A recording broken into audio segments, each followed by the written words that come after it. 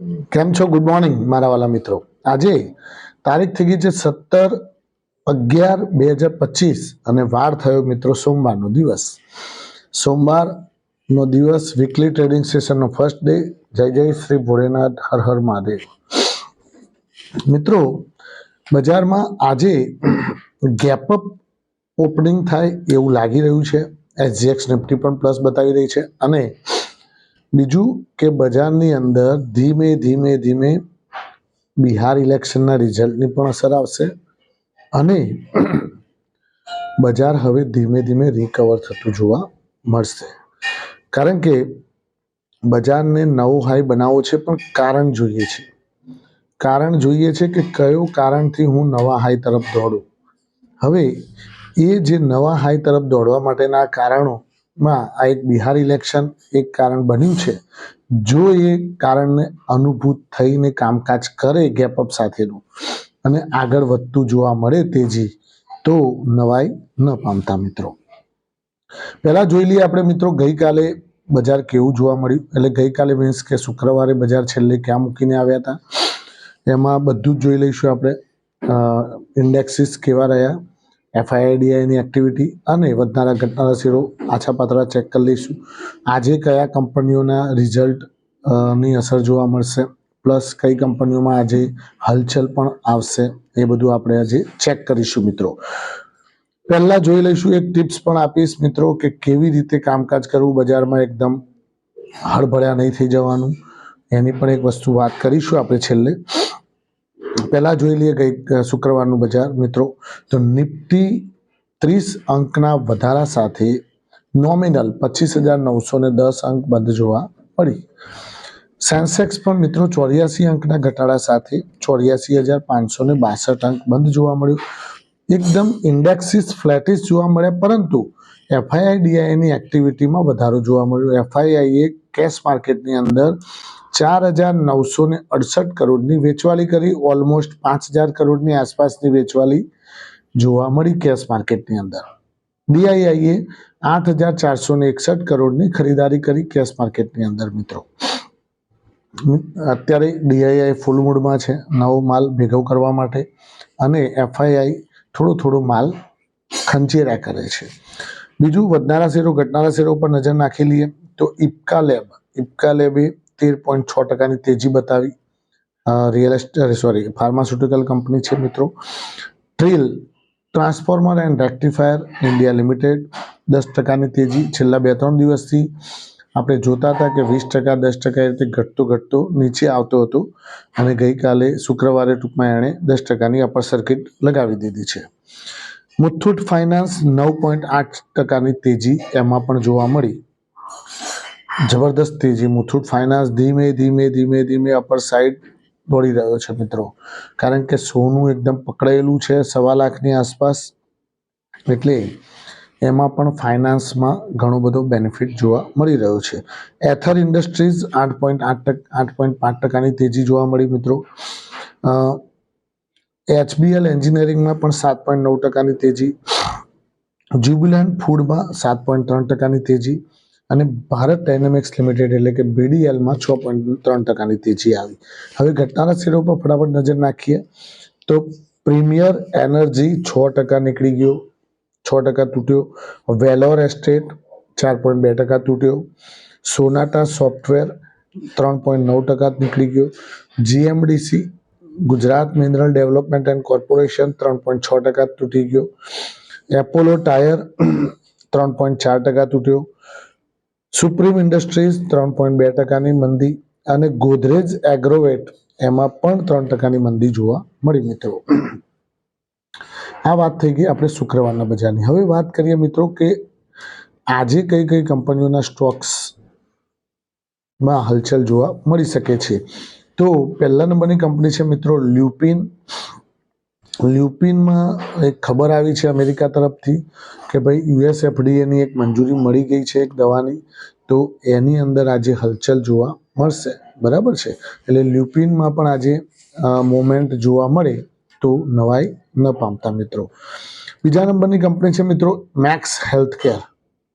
Max હેલ્થકેરે result સારા આપ્યા છે, એ પણ ફાર્માસ્યુટિકલ કંપની છે. લ્યુપિન પણ ફાર્માસ્યુટિકલ કંપની છે.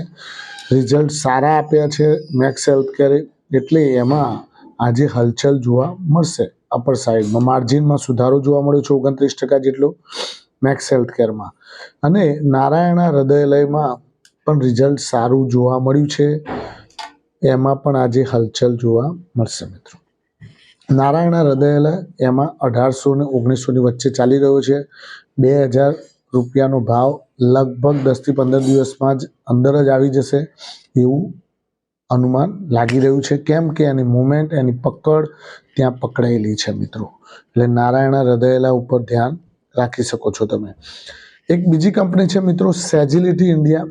સેજિલિટી ઇન્ડિયા 53 રૂપિયાનો ભાવ, 5.5% તેજી શુક્રવારે જોવા મળી. એમાં લાર્જ ટ્રેડ આજે જોવા મળશે મિત્રો, કેમ કે આજે આઈસીઆઈસીઆઈ, પ્રુડેન્શિયલ, પછી અમુક જે બહારની ફોરેનની કંપનીઓ છે, ગવર્મેન્ટ પેન્શન ફંડવાળા છે, એ બધા આજે ખરીદારી કરવાના છે અને ખરીદારી કરેલી પણ છે, તો એમાં આજે હલચલ જોવા મળી શકે છે મિત્રો. સેજિલિટી ઇન્ડિયા પણ ધ્યાન રાખવા જેવું કંપની છે. હવે વાત કરીએ મિત્રો તો ટેરેકોનું આજે એલોટમેન્ટ આવશે, બરાબર ને. જેને પણ ભર્યા હશે નસીબ હશે એને લાગશે. 20%ની આસપાસનું એનું પ્રીમિયમ ચાલે છે. તો જે પણ એમાં આપણને બેનિફિટ થતો જોવા મળે તો એ પ્રોફિટ બુક કરીને નીકળી શકાય મિત્રો. હવે વાત કરીએ તો ગ્રો કંપનીની આપણે વાત કરી હતી મિત્રો. ગ્રો કંપની ધીમે ધીમે ગ્રો કરી રહી છે બજારમાં.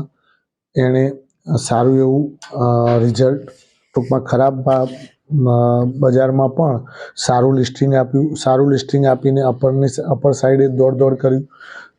બને ત્યાં સુધી રિટેલ ઇન્વેસ્ટરો એમાંથી લગભગ બધા નીકળી ગયા હશે, પરંતુ જેણે પણ હોલ્ડ કરીને રાખેલું છે એ નોર્મલ અડધા વેચી અને અડધાને હોલ્ડ કરજો, કારણ કે ગમે ત્યારે ગમે તે વસ્તુ બનતી હોય છે, એટલે બધા હોલ્ડ કરવાની જરૂર નથી મિત્રો.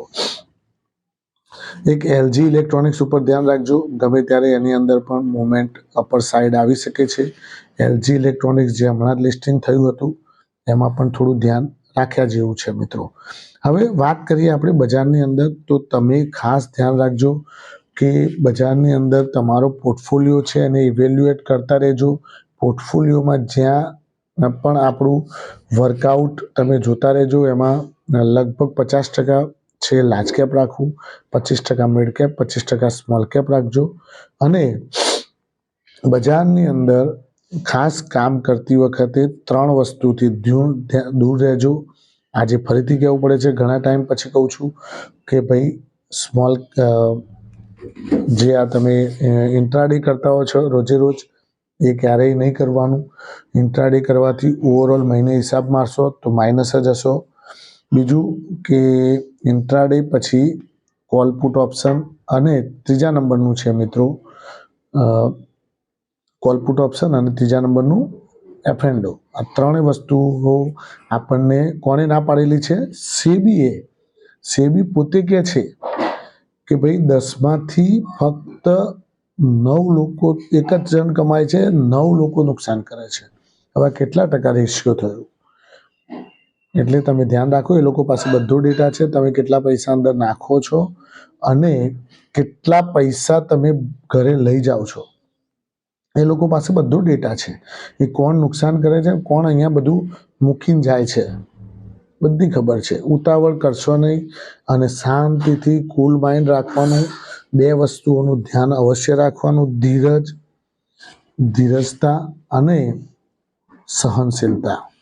થોડું ઉતાવળ નહીં કરવાની, ધીરજ રાખવાની અને સહનશીલતા રાખવાની.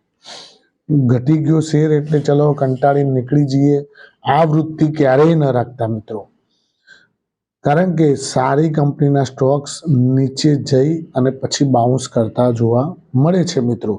એટલે Tata steel, Jindal steel end power, JSW steel, આ બધી કંપનીઓ પણ જ્યારે પણ ડીપ મળે ત્યારે તમે એને ભેગા કરતા રહો, અને આ બધા કંપનીઓના શેર્સ તમે ફ્યુચર માટે હવે હું તમને ખાસ કહી દઉં, મેં તમને પહેલા 2 સ્ટોક્સ કયા હતા જો યાદ હોય તો, હિન્દાલ્કો અને નાલ્કો. હિન્દાલ્કો અને નાલ્કો બંને એલ્યુમિનિયમ બેઝ કંપનીઓ છે અને સ્ટાન્ડર્ડ પણ છે. હિન્દાલ્કો છે આદિત્ય બિરલા ગ્રુપની કંપની છે અને નાલ્કો છે ગવર્મેન્ટ બેઝ કંપની છે, નેશનલ એલ્યુમિનિયમ કંપની. બંને કંપનીના સ્ટોક્સ જ્યારે ડીપ મળે ત્યારે તમે એને એડ કરો અને ફ્યુચર માટે અને લાંબા સમય માટે હોલ્ડ કરજો. મેટલની અંદર કોલ ઇન્ડિયા ઉપર ધ્યાન રાખજો, ધીમે ધીમે ઉપરની સાઈડે સરકી રહ્યો છે. એ પણ આપણા 4 મહારથીઓમાંનો એક છે. એમાંનો પહેલો મહારથી હતો કયો? NTPC, power grid, call India અને ઓએનજીસી. આ 4 મહારથીઓ આપણા જે હતા એ જ્યારે પણ ડીપ મળે ત્યારે તમારા પોર્ટફોલિયોની સજાવટ માટે આને અંદર એડ કરતા રહેજો. થેન્ક યુ, ખૂબ ખૂબ આભાર મિત્રો.